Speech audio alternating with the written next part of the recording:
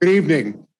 I'm a bit intimidated to follow that excellent presentation. My baritone doesn't begin to match Mr. Snipes, but I will be pleased to welcome you. My name is Ron Weich. I'm the Dean of the University of Baltimore School of Law, and I'm so pleased to have a number of you in the audience and others watching on the live stream to help celebrate the publication of this book, Genius for Justice, Charles Hamilton Houston and the Reform of American Law, by our esteemed colleague, Professor Jose Anderson. Every celebration should have some music attached to it. So before I go any further, I'm going to ask Mr. Snipes and Mr. Dahlman to honor us with a song, and they're going to offer their rendition of the great Sam Cooke classic, The Change is Going to Happen. Thank you so much. Okay. Should we go right into that? Okay. I'm gonna do that a bit a cappella as well, just to set the mood.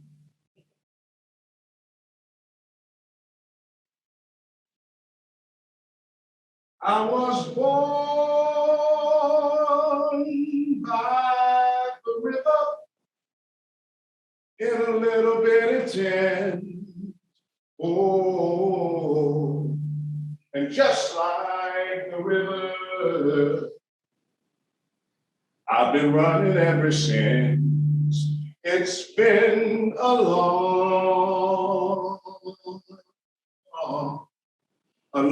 time coming, but I know change gonna come. Oh, yes, it will. Well, it's too hard living, but I'm afraid to die. I don't know what's up there beyond the sky. It's been a long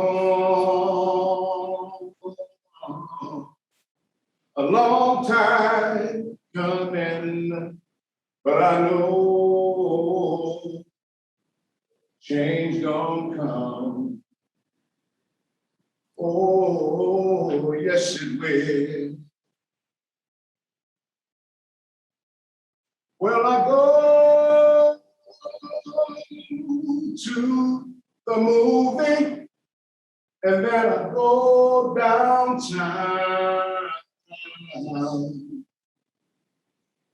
Somebody keeps telling me,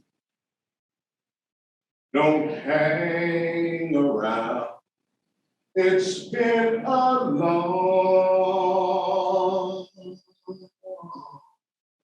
long time coming, but I know change gonna come.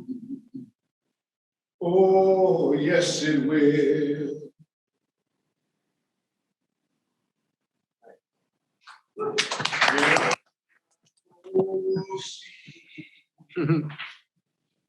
My brother,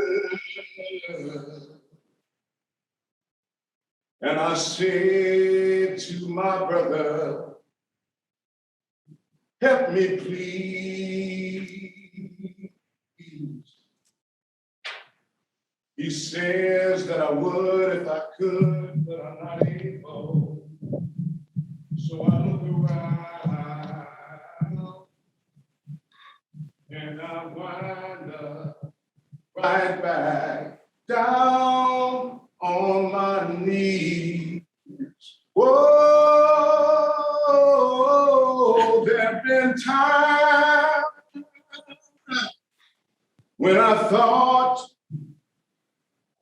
I wouldn't last for long.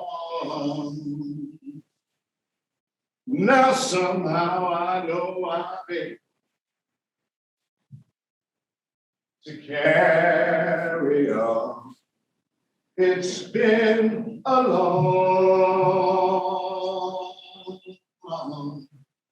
long time coming. but I know a change is gonna come. Oh, yes, it will.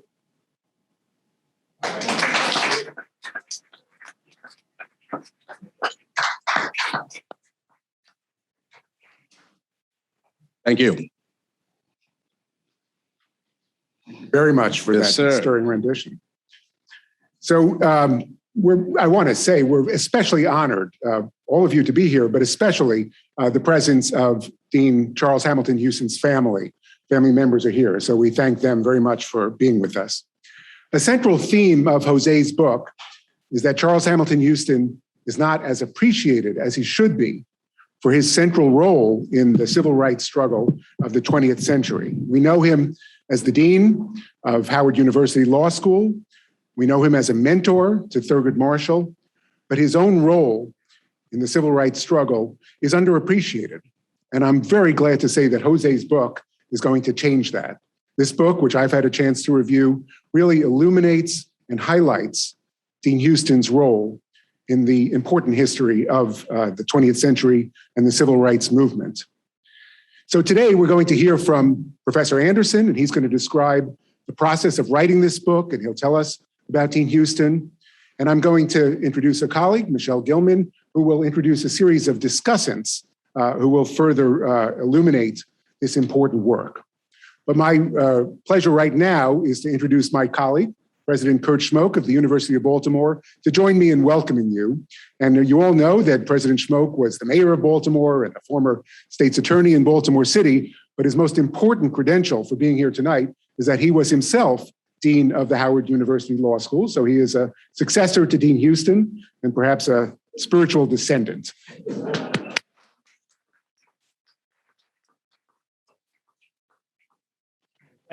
Thank you very much, Dean Weiss. Ladies and gentlemen, it's a pleasure to be here to welcome all of you in this celebration of scholarly excellence.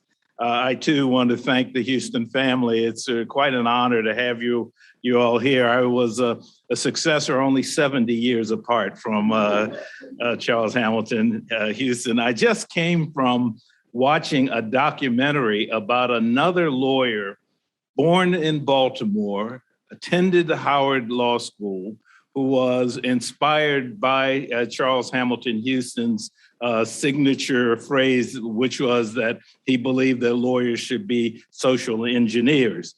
And that lawyer was Pauli Murray, a woman who has done such an outstanding job and also an unsung hero, one of those hidden figures of civil rights. I urge you, if you can, to see this documentary. It's simply entitled "My Name is Pauli Murray." I am honored to be a successor of Charles Hamilton Houston. When you go over to the Howard Law School, you walk through the building. It's really just an uplifting experience to see the pictures on the wall of those who fought so long, so hard for civil rights. Some of you may know that Justice Elena Kagan, before becoming a justice of the Supreme Court, was a professor at Harvard, Harvard, the Harvard Law School. She was, in fact, the Charles Hamilton Houston Professor of Law. And when she was designated as such, there was a lot of scratching of the head in the legal community about what Dean Weiss said. Well, who is this man? Why would she choose that particular professorship? But she had been a law clerk of Thurgood Marshall. She knew from Justice Marshall the great impact that Charles Hamilton Houston had on him and on legal scholarship, on the civil rights movement. Yeah, she recognized the importance of lifting up that name. And so for the time that she was a professor and then dean at the Harvard Law School, she was the Charles Hamilton Houston professor. Well, with Professor Anderson's book, we hope that no longer will Houston be a hidden figure of civil rights. that more people will know about him, and not only know about him, but be inspired by him. So it's my pleasure to welcome you all.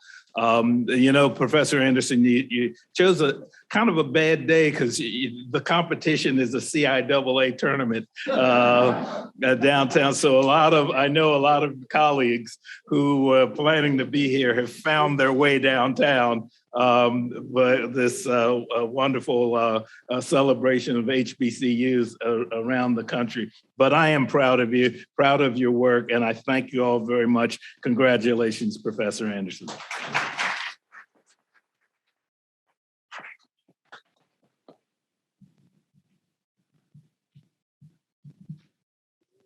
We'll get right to the substance of the matter, and I have the honor of introducing Professor Anderson. Jose Anderson received his undergraduate degree from the University of Maryland, Baltimore County, where he was editor-in-chief of the the campus newspaper, and also a star athlete. He attended some other law school in Maryland. I'm not sure why he did that, but he was there, the editor-in-chief of the Maryland Law Forum. For nearly 10 years, Jose was with the Office of the Public Defender here in Maryland, and he rose to be the supervising attorney in the appellate division, very important role in that office. As a practicing lawyer, he's been involved in many important cases, including capital punishment matters, and has been litigated not just in the highest courts in Maryland, but in the United States Supreme Court. He joined our faculty here at the University of Baltimore in 1989. He was founding director of our Center for Litigation Skills from 2000 to 2008. He received the University System of Maryland's Award for Mentoring, and he's also received, and this is very important, an award from the Maryland Bar Foundation for the advancement of unpopular causes. And that says something about Jose's courage and his values. He's also served on the board of directors of the Filipino American Society of Maryland and the Baltimore Museum of Industry. We're so proud of Jose's accomplishment in writing this very important work, and we're very glad to join him tonight in hearing about this important figure, Dean Charles Hamilton Houston. Please join me in welcoming Professor Jose Anderson.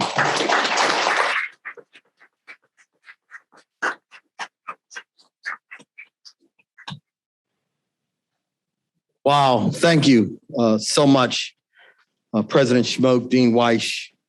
I thank the Houston family profusely for their patience, and one who is not with us, but who will always be with us now, the son of Charlie Houston, Charles Hamilton Houston Jr., who really over 14 years guided this work and was honored to write the foreword of the book, which quite frankly is the best chapter in the whole thing. There's just no question about that. But it's interesting that the characterization hidden figure has been used a couple of times, and we need to spend a good deal of time discovering more of them. But Charles Hamilton Houston was the most remarkable of them, and Baltimore was his laboratory. We're an important place in the law of the world, in the law of the Constitution, in the law of struggling people who need the law's protection. And he picked this special place very intentionally. The most favorite story of mine in the book opens up in the early chapters where they talk about the Baltimore problem that they had a lot of major cities where they wouldn't allow African Americans to try on clothes or hats or use the dressing rooms in department stores. In the 1930s, Charles Hamilton Houston, with the help of Juanita Jackson Mitchell and her mother, Lily Mae Carroll Jackson, came to the Baltimore department stores in order to change things. So feared was he as a lawyer that all the department stores heard that he was coming And all of a sudden, miraculously, everybody could try clothes on that day. They knew he was coming to Baltimore to create a test case to go to the Supreme Court. He shook up communities like this.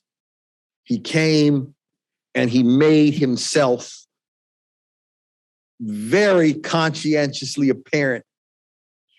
It's very interesting because he took on every institution of government. Congress, he took on presidents of the United States. He argued in the courts.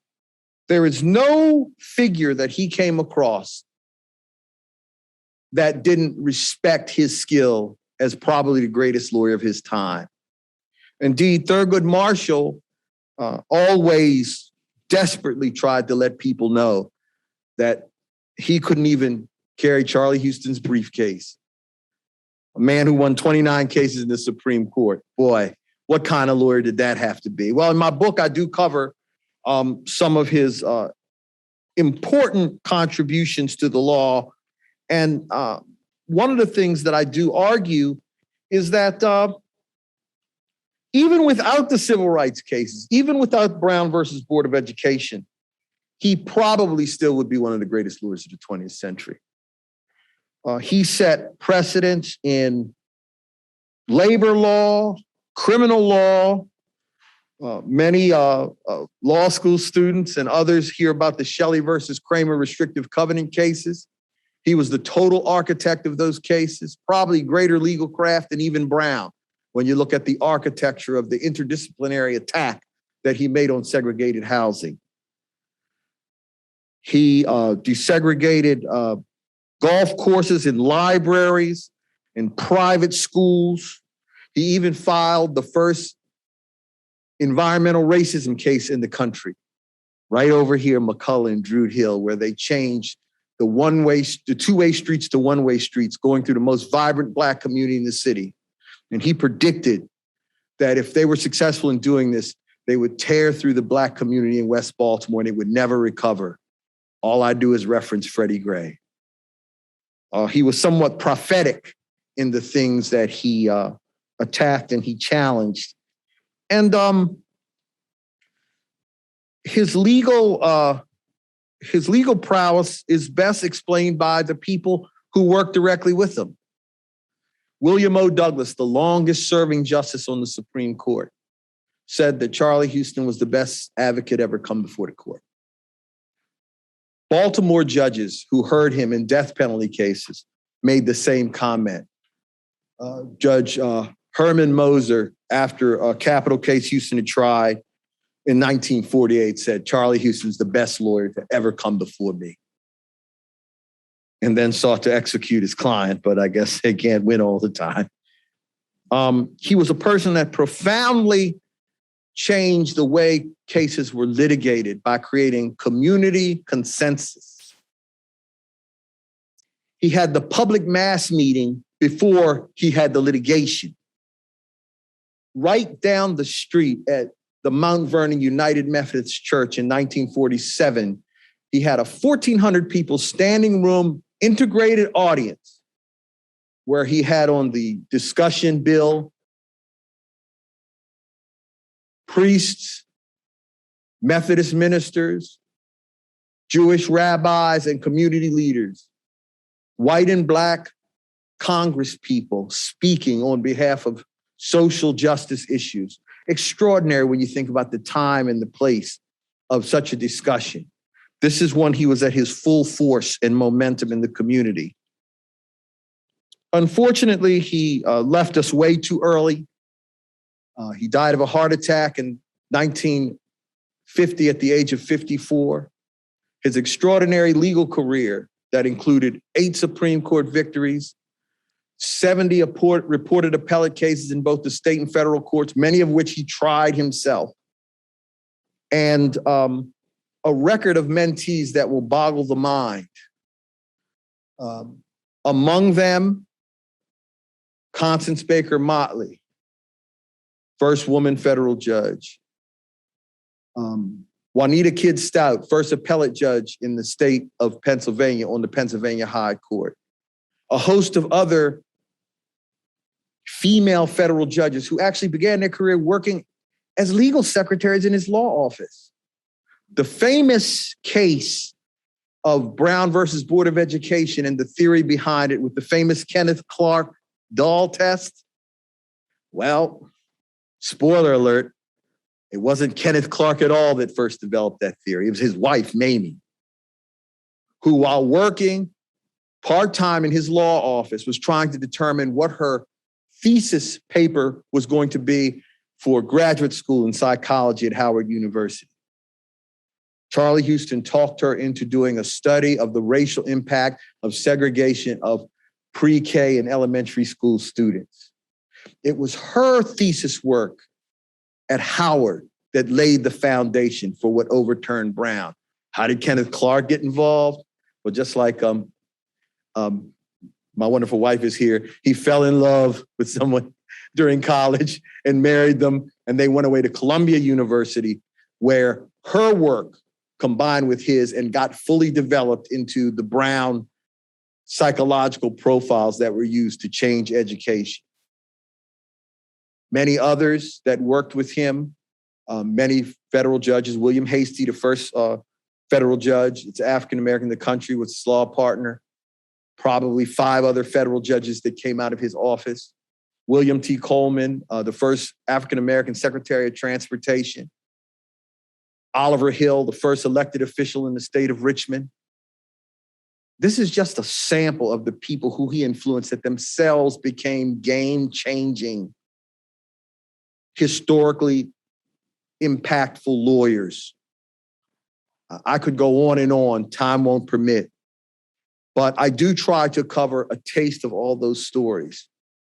That said, he was a man of the arts, a man of letters. He wanted to be a concert musician. He was a singer and a piano player. His father, who also was a lawyer, talked him out of such things. But he always wanted to be a symphony conductor. But he conducted a symphony, I think, of a different kind. A symphony that changed and impacted us all and changed us all. He brushed against many famous people of his time. The correspondences, the 1,000 of them I've looked at, really show an interesting tapestry of a life that he aspired us to have, that he sacrificed his so that we could have it. Letters from U.B. Blake, where they had gone and spent a weekend listening to jazz and eating dinner, where U.B. thanked Charlie Houston for his time. Dinners after fights with Joe Louis, because he was a great boxing fan. He entertained political figures and international students in his home. He spoke fluently Spanish and German and traveled the world and spent time in Europe, both during World War I and during his second doctorate degree from the University of Madrid in Spain, where he understood civil law, so he could have the material to come back and attack the nation's constitutional system. Again, there's a lot to tell, and my colleagues will share some things, but I just want to leave one thought that helps explain the title, Genius for Justice. German philosopher, author Schopenhauer made this statement: talent hits a target no one else can hit. Genius hits a target no one else can see. That was Charles Hamilton Houston. I thank you all for being here. I hope that you enjoy it. Thank you very much.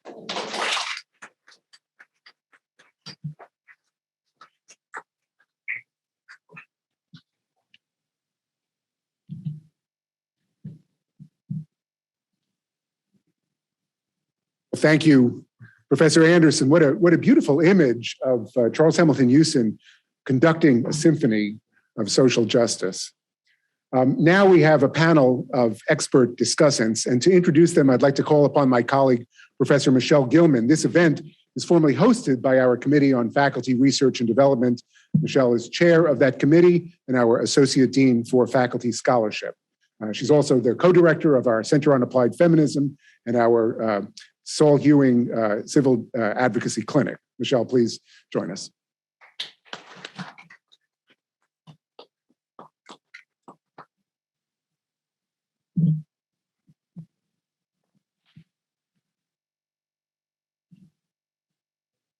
Thank you, Dean Weish. Welcome, everybody. It's my pleasure to introduce this esteemed panel who will provide additional insights on Charles Hamilton Houston. I know I've already learned so much, and I'm excited to learn even more.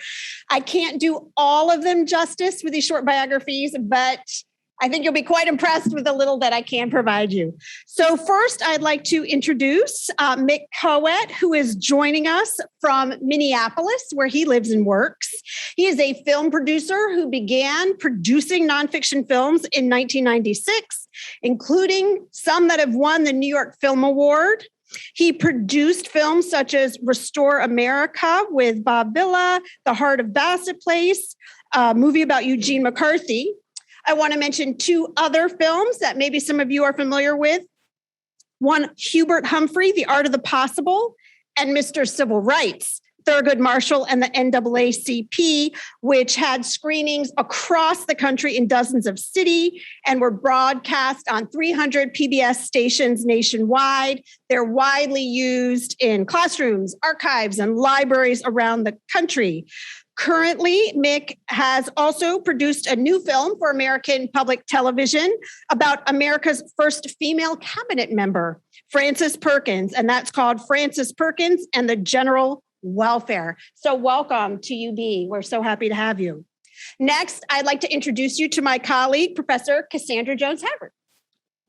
Professor Havard is an expert in financial services regulation. She teaches courses in banking regulation, venture capital financing, corporate and commercial law. She's a graduate of the University of Pennsylvania School of Law and clerked for the late and Honorable Leon Higginbotham on the U.S. Court of Appeals for the Third Circuit. Her research interests focus on the nexus between financial products, consumer welfare, and systemic risk, analyzed through the lenses of law, including a racial justice lens. I'd also like to introduce you to Kamali Houston. Giveaway. She's a graduate of the University of Southern California, where she competed on the varsity rowing team for 4 years. She attended Howard University and received her JD there in 2020.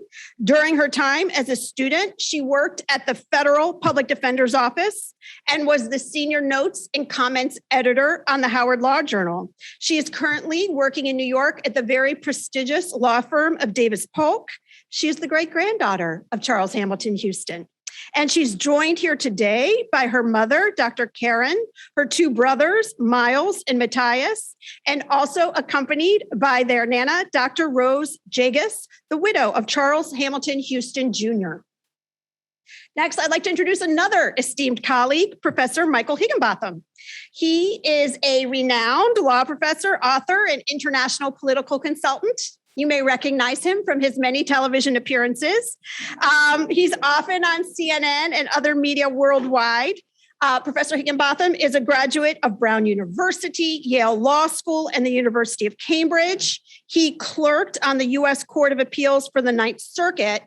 And he writes a lot, but I'll mention two very significant books. One is the book Race Law, Cases, Commentary, and Questions, which is used in dozens and dozens of law schools across the country. And he also wrote the book Ghosts of Jim Crow, Ending Racism in Post-Racial America. And he's been selected as one of the 100 most influential Black attorneys in the United States.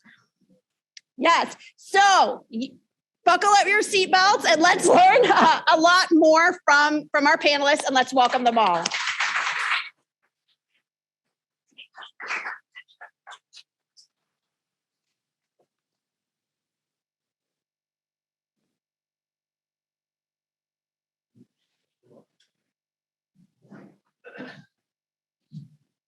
I guess I'm elected. Wow, it's like coming out of a cage taking this thing off. Whew. Well, I'm honored to be here, and thank you to all of the people who made this possible. And I first met Professor Anderson over a decade ago when we flew him to Minneapolis to be an interview for our film on Thurgood Marshall. We became fast friends. He joined me in a number of screenings that we did across the country. And at that very first, even from that very first moment, he was already working on this book. That was 10 years ago. Well, finally, the day has come to realize the fruits of his labor. And I'm here to honor his patience and his persistence and to celebrate the wonderful journey that he has taken through the life of one of the great heroes of the 20th century, Charles Hamilton Houston. I believe that this biography is a seminal contribution to the body of work around the life of Houston, as well as the history of the long struggle of African Americans in this country. And during the research for my film, I was able to find books and articles that provided headlines and some description of the major cases that Marshall and Houston fought. But this book is different. With the help of the Houston family and the proximity of the archives here in Maryland, Professor Anderson has gone deeper to reveal in layman's terms the true genius of Houston and the methods that underscored his work. Genius that I do not believe has ever been fully recognized. Extraordinarily well written and thoroughly researched, this brilliant biography will help fill the gap and bring the name Charles Hamilton Houston into the daylight, into public consciousness where it belongs, and secure his rightful place in our shared history. And while the name of Thurgood Marshall may be better known, he saw himself first and foremost as a foot soldier in Houston's litigation army, a torchbearer who would carry on Houston's work. It's difficult to know if Marshall could have done or would have done what he did without the animating spirit of his mentor. And not long after Houston passed, Marshall carried that spirit with him to the Brown decision, which accomplished one of Houston's primary goals to begin to dismantle separate but equal. Marshall later said that there was not a single lawyer that helped him during the Brown decision that was not touched in one way or another by Charles Hamilton Houston. As most of you know, Houston was not known for his sense of humor. He was nicknamed Old Iron Shoes and Cement Pants by his students. But his students, Marshall could not have been more different, but he came to know a softer side of Houston, and there's no mistaking his love and respect for the man. As Jose writes, Marshall idolized Houston and they formed a father-son relationship. Well, together they changed the face of America, but against overwhelming odds, it was Houston's brilliant strategy, buttressed by his courage and commitment, that sparked the fire that began their crusade. Marshall called him the engineer of it all. And Professor Anderson's magnificent biography has now captured the heart and soul of this story. So I say congratulations to you and thank you for the marvelous gift. And the other reason that I'm here tonight is because the university has graciously agreed to archive 13 video interviews that we conducted for the film for use by faculty, students, and future researchers. So in addition to the stories of Houston and Marshall, we're also preserving the memories of the remarkable people who surrounded them. Since I began making films 25 years ago, we have seen a revolution in technology. When I started, we were editing on a solid wall of computers with big, thick videotapes. And now I bring all of these interviews on a drive the size of a deck of cards. And yet with all this technological change, the way in which these voices are preserved and the stories of people like Marshall and Houston are timeless. The conveyance may change, but the message doesn't. And while the Marshall film is widely distributed, this is a fleeting moment that will soon pass. The real lasting value of our work is to make these interviews available for future research and really anyone who wants to see them. So now, thanks to the university, these words remain available to everyone for years to come. And I can't think of a better place for these voices to continue to be heard than in Marshall's hometown of Baltimore. Now, before I just like to slip something in here that I wasn't counting on, but I want to do it tonight. I just want to let you know list the names of the people who are interviewed here. In case any of you are interested, you can find this in the library, their interviews, and you can watch them on the video. Jose Anderson, of course. This is alphabetical order, so he's at top. You planned that, didn't you? William Coleman, who was in the Brown decision. Kimberly Crenshaw, who's a law professor at Columbia and UCLA. Larry Gibson, who's an attorney and biographer of Marshall. Jack Greenberg, who was a Brown attorney. Linda Green, history professor at University of Wisconsin, and I believe now UCLA. Ron James, who's an attorney and biographer of Marshall. Excuse me. Elena Kagan, we interviewed Elena Kagan, who clerked for him, of course. She had some wonderful stories about him that really didn't make the film, but are in the interview if you want to watch it. John Paul Stevens, who was a friend on the court of Marshall. William Taylor, who was in on the Brown decision, Juan Williams, who was a biographer, and Karen Hasty Williams, who was an attorney and the daughter of William Hasty. So those are available for anybody that wants to see them. They should be soon. I'm thrilled by this opportunity. So I'd like to thank President Schmoke and Dean Weich and everyone here and the family at the university who made this possible. Thank you all for coming.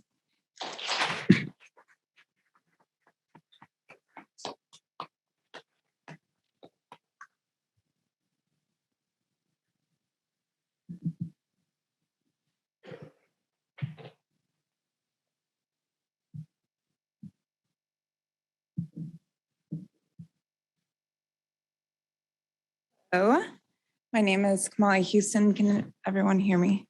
Okay. So I've been invited here by Jose, and I am truly honored to be his chosen representative of my family because he had no shortage of amazing people to choose from. My voice is quiet. So I'm definitely very honored to be here. I wish my granddad was here with us, but if you do read his foreword, his voice definitely comes across, and it's hard not to tear up just reading it, just because he's such a special person. And I can only imagine how special of a process it was to write this book with him. And as background, he is a historian, so I'm sure there is no shortage of detail. But reading the forward myself and just seeing where we're going on this journey, it's fortuitous. This book, I think, is probably coming out at the exact right time. And what we've been through as a nation in the past year, and I think where we're going, it's good to tap in to where we've been and remember the people that are going to need to channel as we go forward. So thank you for writing this book. I hope my brothers read it because I know that it's a very inspiring message, and they are teenagers, so we have a long road ahead of us. And I'm really excited. I think we are really on the edge of something important, and having the message of my great-grandfather spread to a wide audience and challenging my generation to think creatively, think critically, to, as you said, not just achieve what others can't achieve, but achieve what others can't see. I think that that's where we need to be going. And I pray that my path is part of that mission, but I think we have good guidance with your book.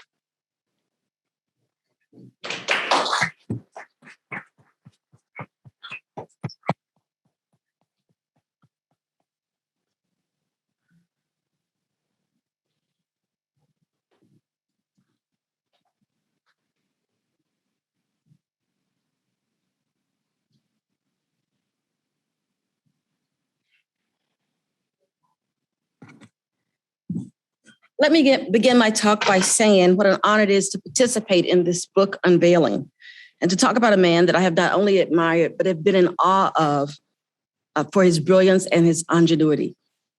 Charles Hamilton Houston worked tirelessly to give meaning and depth to Americans' spoken but unrealized promise of equality for all.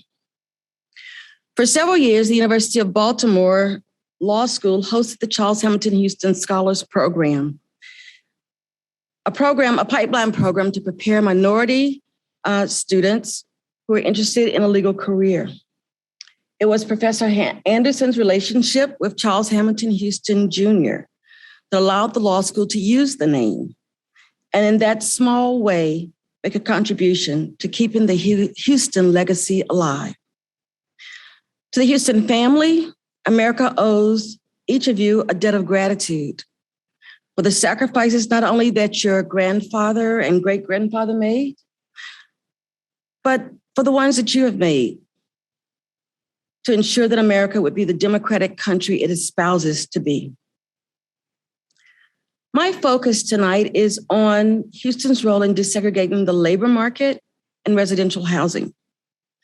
And if I were to sum up those cases in 2 words, I would say that this particular set of cases is about economic citizenship. But I'm a law professor and you're a captive audience. I'm going to say more about economic citizenship. When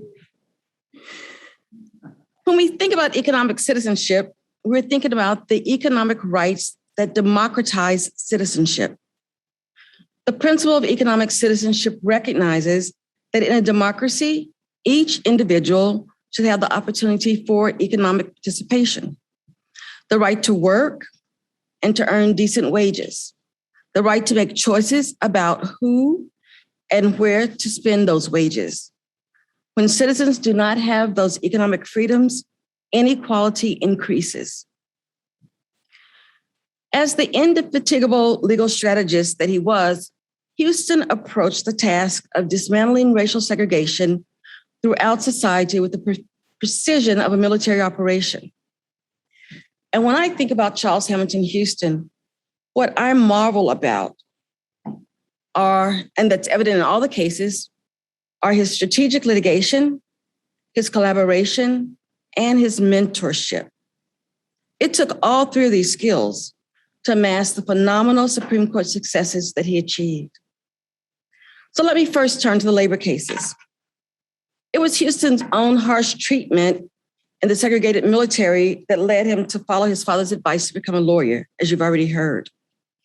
But Houston's lament in the employment sector began as he saw the unfair treatment of Black soldiers when they returned to this country. In the battlefield, they stood side by side, fighting together in uniform. But when they came back to America, there was inequality and they were denied jobs and opportunities. To Houston, employment seemed to be one of those areas where policy might be more important than litigation. And so he initially advocated for separate Black combat divisions in the Army, where Blacks could easily attain officer ranks, until he realized that those officers received the worst assignments.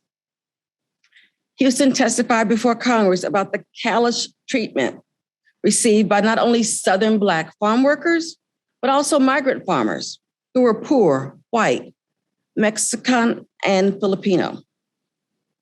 Houston challenged FDR's Social Security legislation, noting that the 2 predominant occupations that Black Americans worked in, agriculture and domestic services, were not included.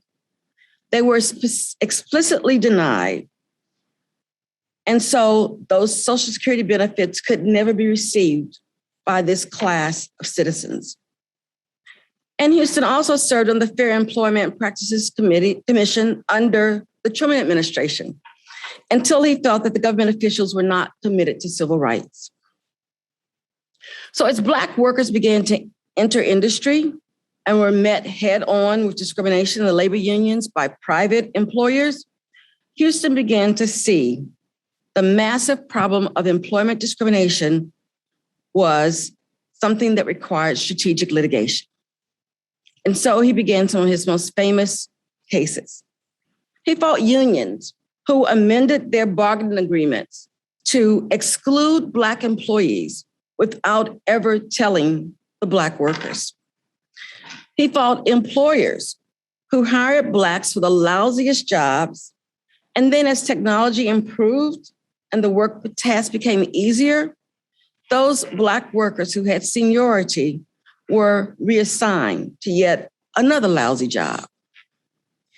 And he fought employers who replaced Black workers, claiming that they would not apply for jobs that required the workers to test for obsolete skills. Because these cases involve federal statutes, they could be litigated in the federal district and appellate courts before going to the Supreme Court if needed. But Houston won victories on all levels. The employment cases also show that if Houston felt that the right to work in an occupation of one's choice belonged to every citizen. In the employment cases and the housing cases, Houston collaborated with what Professor Anderson called salt of the earth plaintiffs. That he agreed to serve as a lawyer for lower income working class people provides a glimpse into his character. He could very well have chosen to represent only the Black bourgeoisie, of which he was a member. But instead, he showed his commitment to ensuring that civil and economic rights would be available for all Americans. When it comes to housing, Houston was concerned about forcing Black people to live in concentrated areas, but not only were the conditions horrid, but the rents were quite high, overpriced, and left those living there with little disposable income.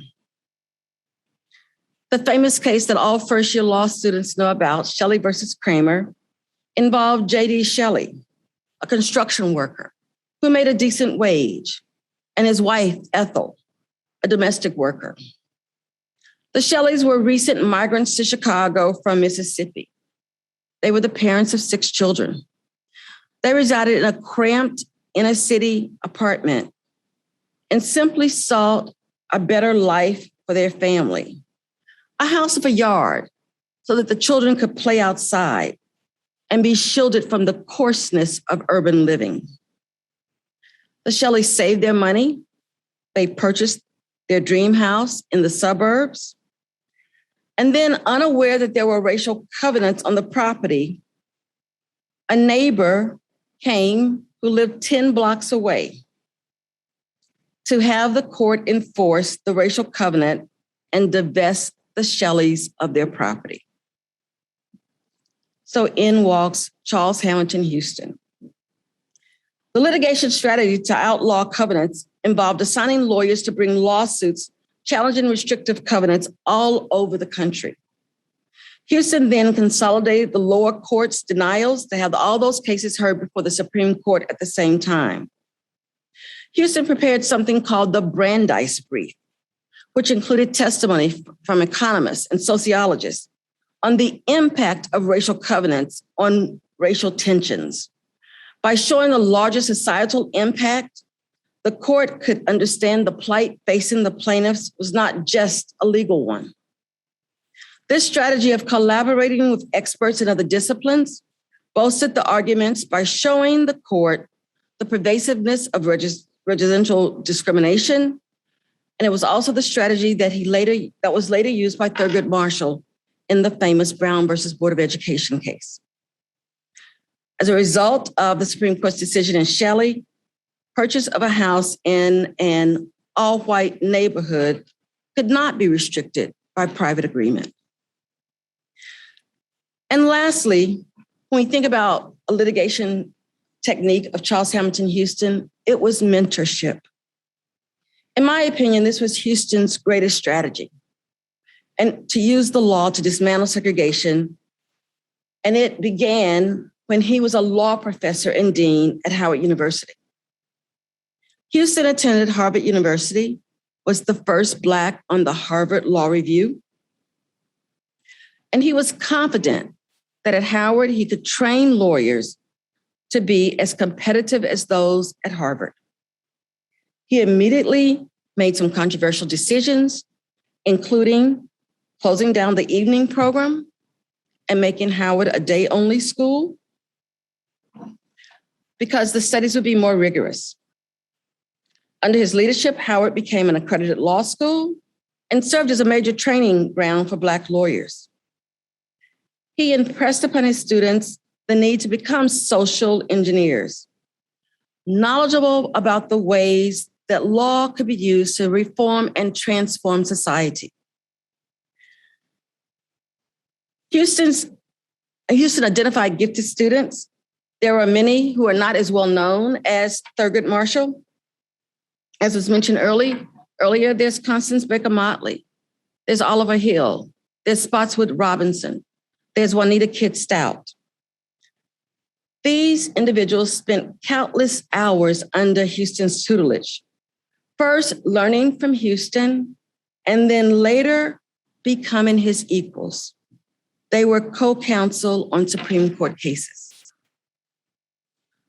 Although Houston's death was untimely, he took the time to hone his talented students and was not daunted by sharing the limelight with them. And this is why his legacy prevails. It is certainly time, as Professor Anderson has done in Genius for Justice, to allow Charles Hamilton Houston to speak for himself and to bathe alone in this richly deserved limelight as not just an indomitable lawyer, but as a truly great American. And then perhaps as the greatest American when it comes to ensuring equal treatment under the law for all citizens. Thank you for your attention.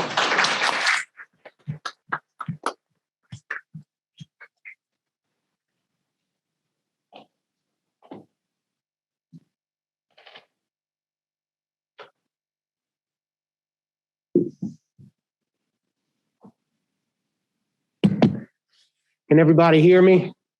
All right. I've been getting used to these masks in class, so I'll just keep it on if you can hear me. It's a real honor to be here to talk about Charles Hamilton Houston. He was a hero of mine, but more importantly, he was a hero of my uncle, Judge A. Leon Higginbotham Jr.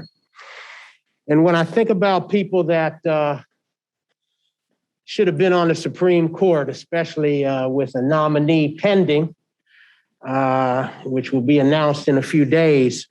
Two names come to mind, first of all, and that's my uncle, but it's also Charles Hamilton Houston. But we're here to talk about Professor Anderson's book as well. And I will tell you that for me, it is always a pleasure to read a book that tells me something I don't know, especially when it's on a topic that I think I know a whole lot about. And when it comes to Charles Hamilton Houston, my hero, I actually thought I knew everything you needed to know. But in looking at chapter 8, which is what Professor Anderson asked me to focus in on tonight, in looking at chapter 8, I learned a great deal of things that I had no clue about. Chapter 8 is a chapter called The Trials of the Hollywood 10.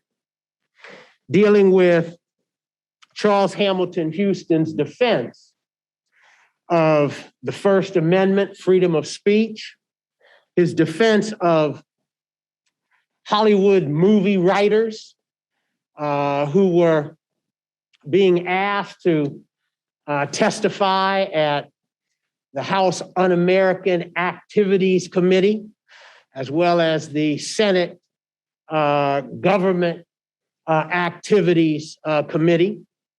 And they were being asked to talk about communist affiliations in Hollywood. I think we all remember those famous Army McCarthy hearings. Maybe some of you have seen videotape of a couple of excerpts from those hearings in 1954, where the famous question was asked in those hearings, are you now, or have you ever been a member of the Communist Party? And as part of those McCarthy hearings, Senator Joseph McCarthy, at that time, was going to put in the name of a junior lawyer at the law firm of Hale and Dorr. And McCarthy said, I'm getting ready to put in this information into this hearing. And Joseph Welch, a partner at the firm, was actually testifying. And when McCarthy said, I'm going to put this stuff in the hearing, particularly about this name of one of the lawyers at Hale and Dorr who had been a member of the Lawyers Guild at Harvard Law School when he was a student. And that's a liberal organization. And McCarthy was going to put his name in the record because he wanted to take this individual and suggest that he was a communist affiliated. And Welch responded, have you no decency, sir? And that's a famous quote from those hearings, which many, many people know. But I had no idea whatsoever about Houston's involvement in this monumental episode in civil rights history until I read Professor Anderson's chapter on the Hollywood 10. Now, while Houston died 4 years before this famous incident, this famous exchange, his representation of the Hollywood 10 in court proceedings and in hearings with respect to Congress and its investigation of un-American activities, and I put that in quotes, Houston's representation was phenomenal. And Professor Anderson in this chapter documents in riveting detail. He tells the powerful story of the communist witch hunt, reminiscent of the Salem witch hunt of 1692, where Joseph McCarthy, through this congressional hearing and investigation, basically tried to destroy the careers of many, many people by claiming that they had belonged to organizations that were communist fronts or that they had associated with known communists. The most famous of these individuals were the Hollywood 10, the movie writers of Hollywood movies. And the most famous two of these Hollywood 10 were John Howard Lawson and Dalton Trumbo. Lawson was well known because he was the first president of the Screenwriters Guild. And Trumbo was a well-known writer, but would become most famous subsequently for his being blacklisted and writing under other names, the pseudo names, or writing in silence, a number of scripts, but most significantly, becoming the first blacklisted writer to actually put his name on a script, and that script was Spartacus. And the producer and actor in there, Kirk Douglas, actually agreed to have him put his name on the script. And he basically was credited with helping to destroy the blacklist in the movie industry, he and Douglas. This chapter that I think is so important deals with the Hollywood 10. And I grew up in LA. Maybe that's why Professor Anderson asked me to look at this chapter. I like reading about the movie stars and what they were doing. And he mentions Edward G. Robinson, I like Edward G. Robinson in those gangster movies, and Gene Kelly, the dancing machine. And one of my favorite comedians, man, I love Lucille Ball. He mentions all of these individuals as standing up for their friends who were being harmed by these hearings. That's the fun stuff. But let's talk about the real stuff. Let's talk about the legal stuff in the book. Houston's representation of Lawson and of Trumbo was superb. His brief was comprehensive. His arguments were powerful.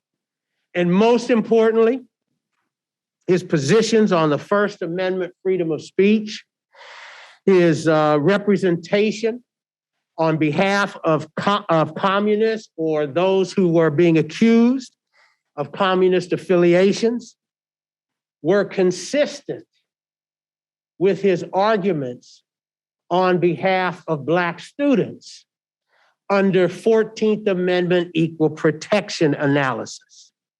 And so when you start thinking about a whole lot of hypocrites and a whole lot of people who are inconsistent, and there's a whole lot of them today, especially down there in Washington.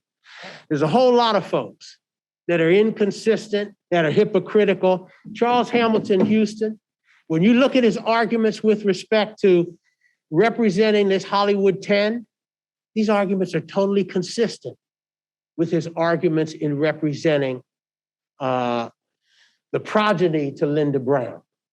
And so for me, that was one of the most important aspects when I looked at this chapter in Charles Hamilton Houston. Unfortunately, and I wish it could be a Hollywood ending. I wish it could have a happy ending, but as Professor Anderson mentioned, Charlie Houston passed away very prematurely.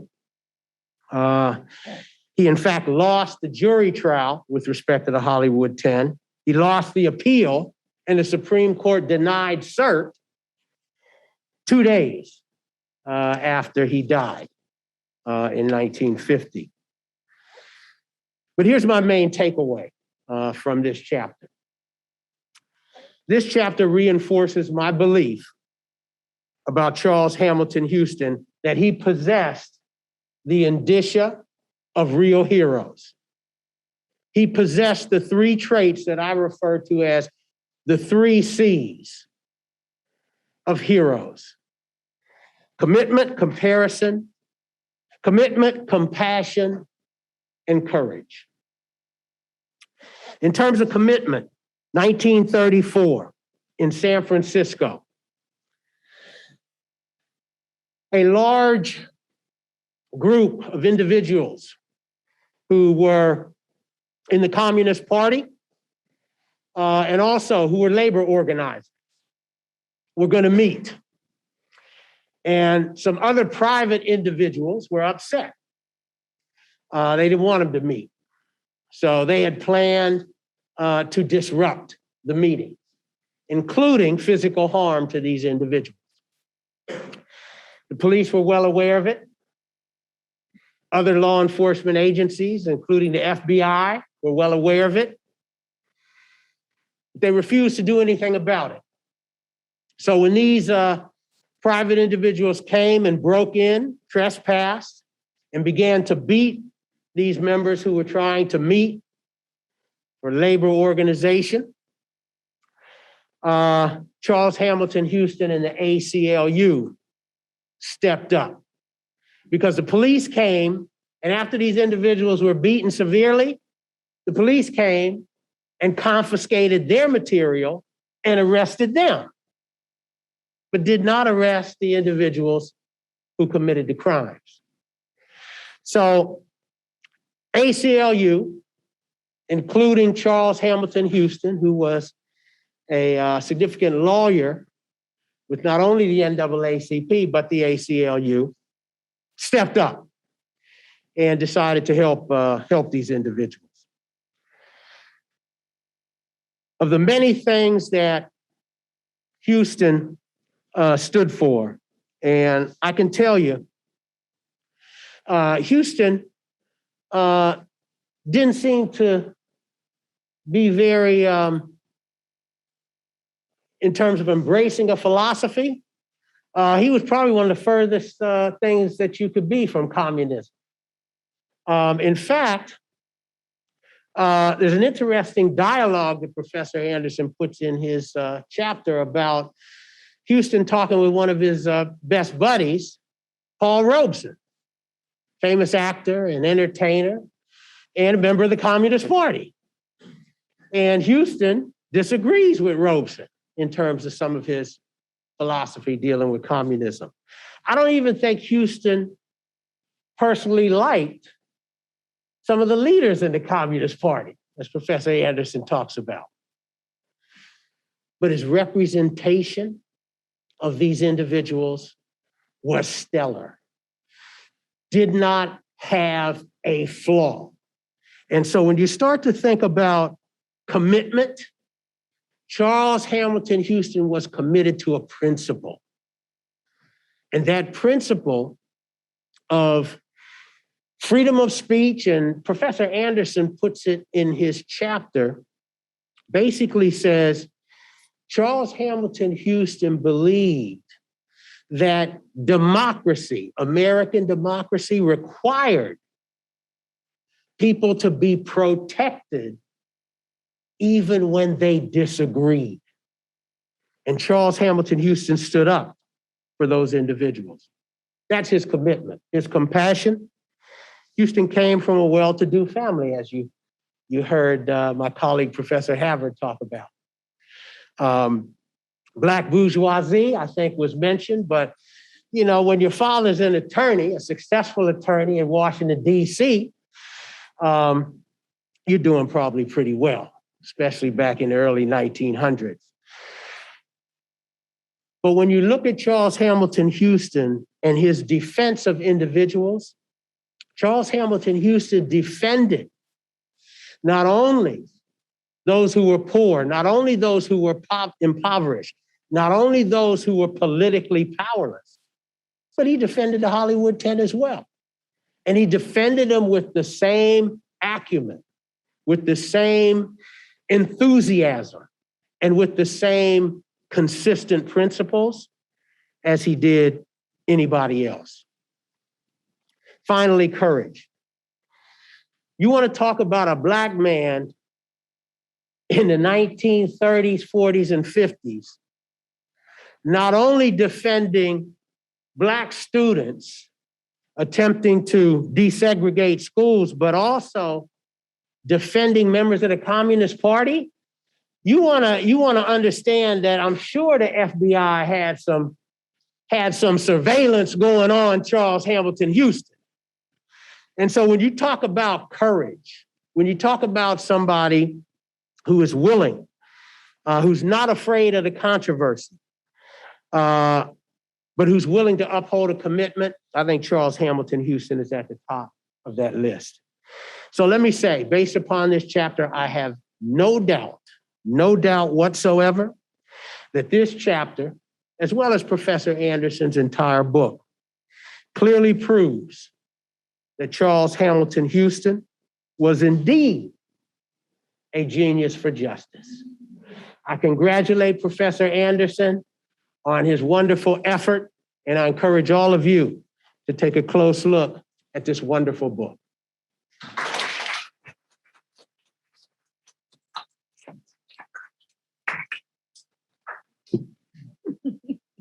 Thank you very much, Professor Higginbotham and the other panelists. I think that really filled out a lot of information about Dean Houston and an appreciation for Professor Anderson's book. So in these closing minutes of our program, there are three things I want to do. I'm going to say a word first about Mick Coette's donation to the University of Baltimore of materials related to his films. Second, I'm going to give Professor Anderson a chance. I think he wants to give away some of his books. And at the same time, I want to encourage you all to purchase the book. And then we'll entertain a couple of questions from the audience. So I'd ask you all to consider whether there are questions you want to ask Professor Anderson or the panelists about Dean Houston or about the book itself. So take a moment to think about that, and then we'll open it up. But let me thank Mick Coette. You mentioned, Mick, that you will be donating to the University of Baltimore material related to the film of Thurgood Marshall. And it's not just the film. We can all see the film, of course, but the surrounding materials, the interviews, the outtakes, Mick's own notes in the course of producing that film are invaluable. And we're so pleased to have that material in our library. Jose spoke about how Baltimore is an important place in the civil rights struggle. We want the University of Baltimore to be a destination for scholars and those who need to know more about civil rights and about Thurgood Marshall and about Charles Hamilton Houston. And Mick, your donation to our school will really further that goal. So thank you so much for what you've done. Thank you. And there's one, I just realized there's one person I left off that list, and that's Vernon Jordan, who was a great interview. Very important. Thank you. Thank you very much. Jose, did you want to say a word how we make this book available to people? Carolina Academic Press website, but for various reasons, selling books was inappropriate tonight. But if you look under your chair, if you have a yellow tag, As opposed to a piece of stale gum. this table doesn't have anybody sitting at it, but somebody might have won out here. So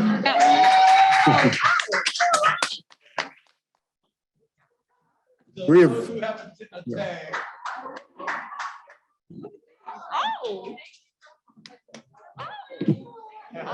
All right, I see Professor Valerio, I see as a winner.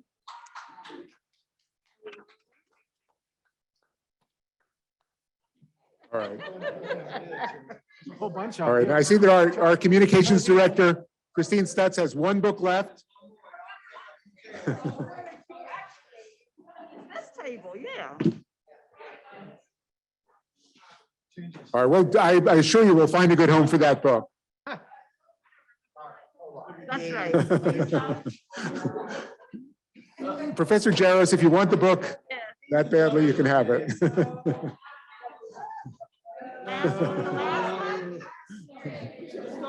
Aha. Oh, that's great.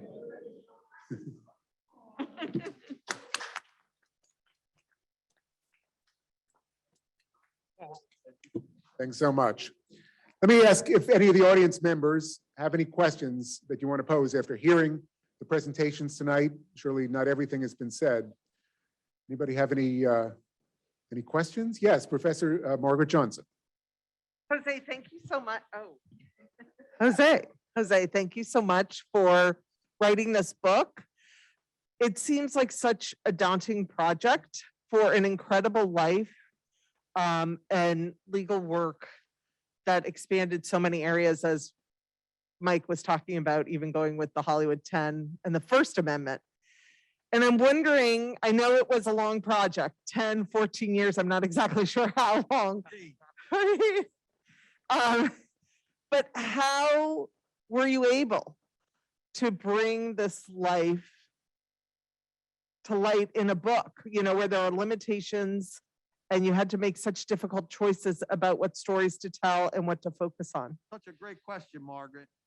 First of all, let me just say that I had mentioned that his son, who we lost a couple of years ago, was part of guiding the decisions about what should be researched. And that started with what really started as 4 separate law review articles on various aspects of his life. The criminal aspects, this in McGeorge Law Review was the article that was done on the Hollywood 10. There were articles done on Shelley, Kramer, and the restrictive covenant cases, which, by the way, were laboratoried right here in Maryland. Everything he laboratoried here. He could drive down the Route 1, and he took the train right to Penn Station. and he had lawyers here that he had trained to litigate. So we did it with articles first. He, being a historian and a teacher of history at Morgan, he understood that the book would evaporate in the library, but the scholarly articles and the research would not. So we uncovered material in the archives. We collected things from the Library of Congress and Moreland Spingard and the Maryland Historical Society and the Maryland Records and Briefs, right? Because he tried the case here. So we have full transcripts of the litigation with exhibits. So if you wanted to know about what he really did, you got to come to Maryland to see them. They're not anywhere scanned anywhere. And it was a long process. We would go and look through one item at a time with the white gloves, you know, Henry Louis Gates style, you know, and that's, and it's exciting, but it's time consuming. So the decisions that were made really was the process of excluding what you would write. I didn't want to make the book so exhaustive that no one wanted to read it.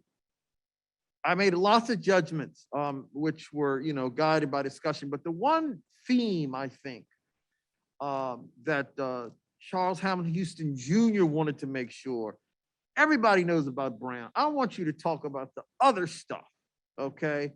And so he's the first lawyer to ever use the Rorschach inkblot in creating a psychiatric profile of a criminal defendant on death row, right? He was the Steele cases in the labor representation area, still the law of the land. He, he protested with students. Talk about courage. You know, this guy was in protest with students from historically Black colleges and universities, walking down the main streets of 8 American cities with nooses around their neck in the 30s to protest lynching.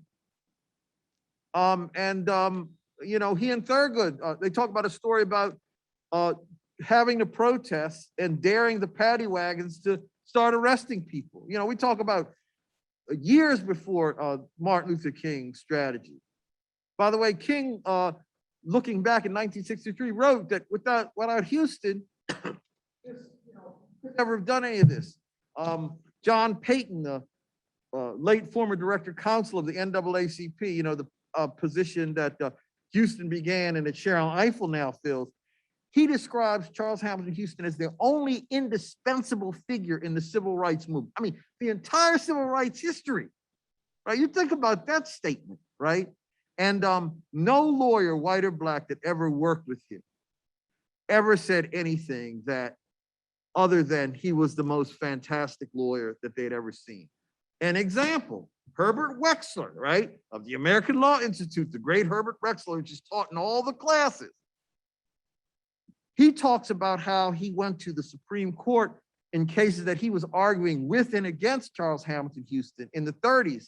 And they couldn't even have a meal together in DC. They had to walk to Union Station where they could sit down and eat. And he made comments on how is this great constitutional lawyer, and I can't even eat a meal with him in a restaurant. This is the whole sort of life story of his being sort of the greatest lawyer ever, but in a time of terrible discrimination and putting his life, you know, on the line for change. He wrote a note to his son before he passed away that said, you know, I've done this so that you can have a better life for your future. You know, this wonderful family that he has. His legacy is that he wanted them to have opportunity. He understood he couldn't enjoy everything because he had to be out there, the spearhead of the fight. So the choices were really hard, just to give people a taste of what it is he'd done. Only a 25-year legal career. You know, I tell people, they say, well, you know, how great a lawyer was he? I said, well, I wasn't too bad of a lawyer, but it took me 14 years to write about his 25-year career. Now, does that tell you how good he was? Just describe it. And so I, made a lot of decisions. I just wanted to be approachable. The other goal is that by approaching it this way, we thought we would get a resurgence and a revival of scholars who would dig in more to the things I couldn't touch.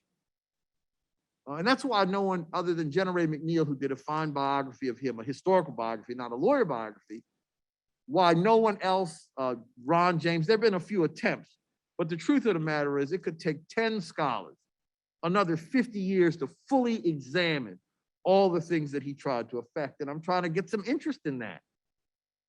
So thank you for your question, Margaret, very important. Other questions? Yes, please.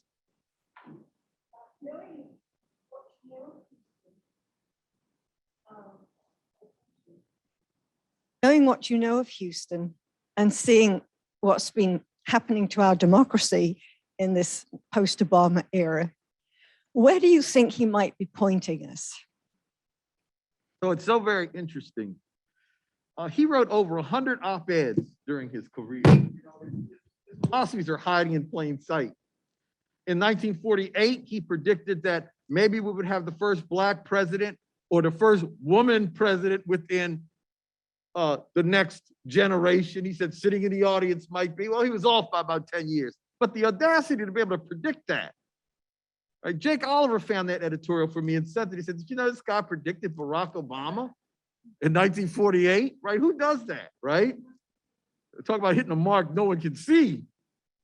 I think though, in his writings, and I did try to capture as many of them as I could, where he thought we were going, towards the end of his very fantastic career, he started writing more in the editorials about international issues.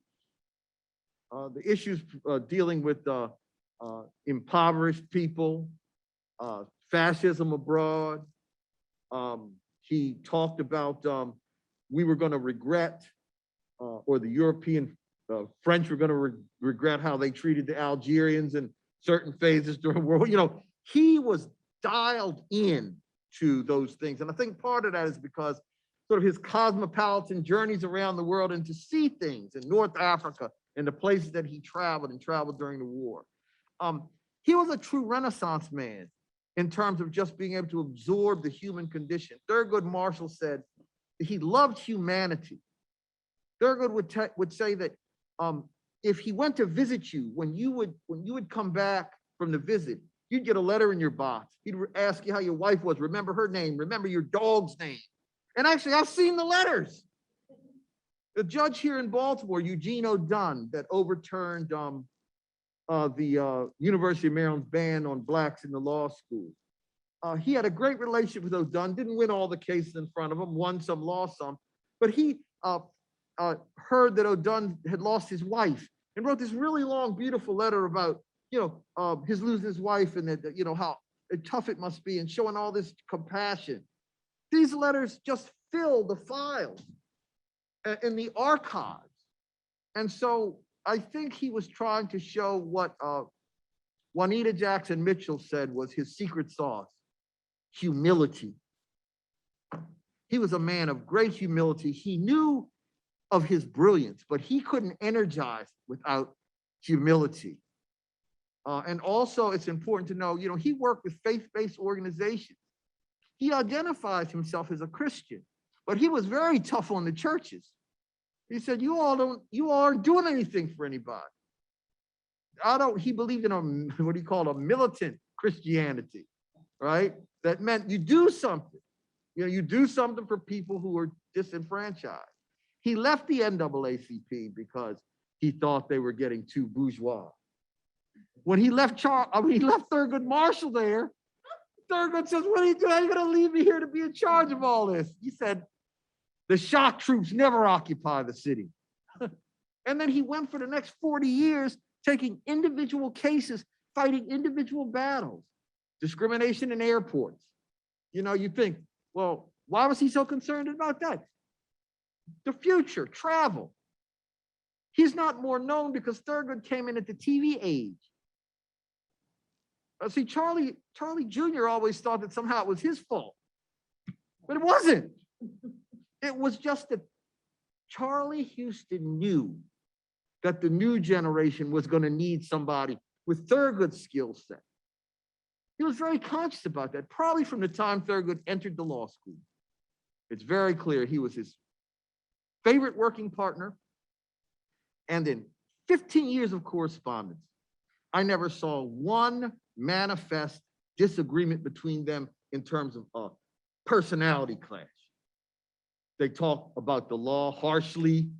They disagreed vigorously about some legal points, but they were absolutely in sync with how to get things done. And I had occasion to speak at Harvard via Zoom, or Randall Kennedy's class, who was another Thurgood Marshall clerk.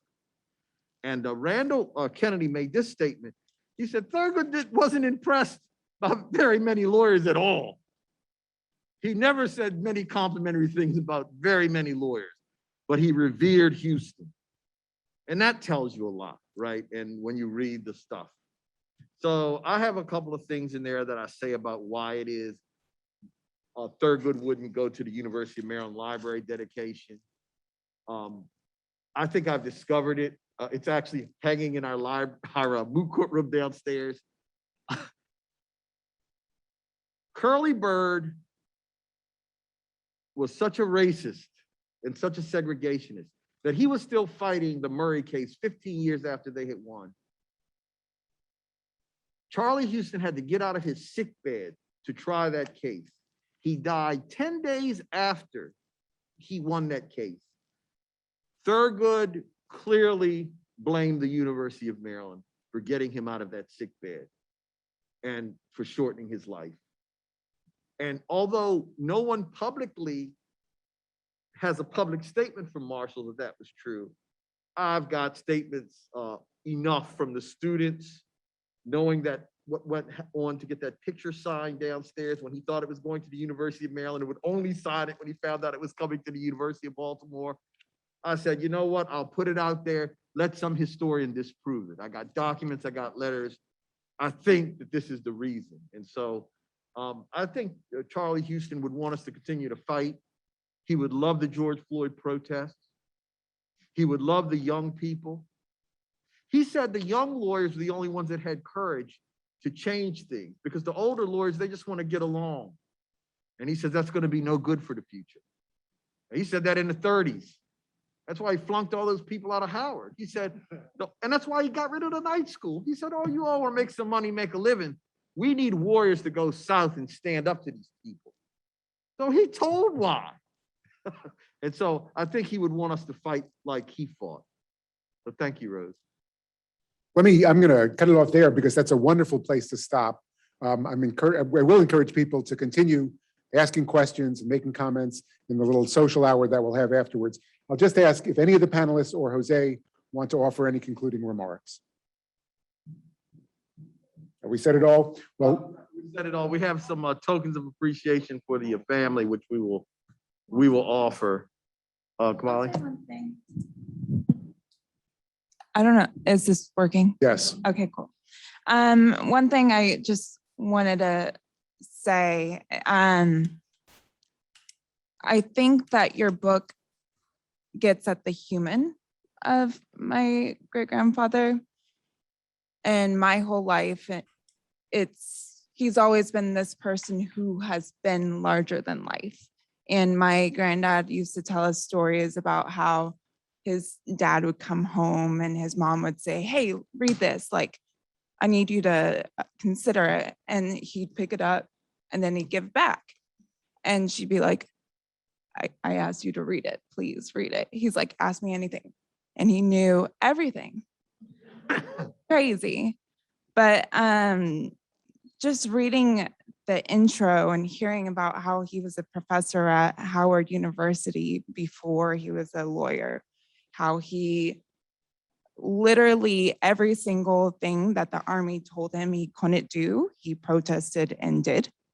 And having that color on who he is, I think is really a major contribution. It makes it accessible. So I just wanted to share that because I am super grateful to read that. And I think it shows his resilience. Thank you. That's a wonderful concluding thought. Please join me in thanking the panelists and especially congratulating our colleague Jose Anderson. 14 years, but it was worth it. Worth it. Thank you for bringing Charles Hamilton Houston to life again. I invite everybody to join us afterwards. There is some food and drink, and we can continue the conversation. Good evening.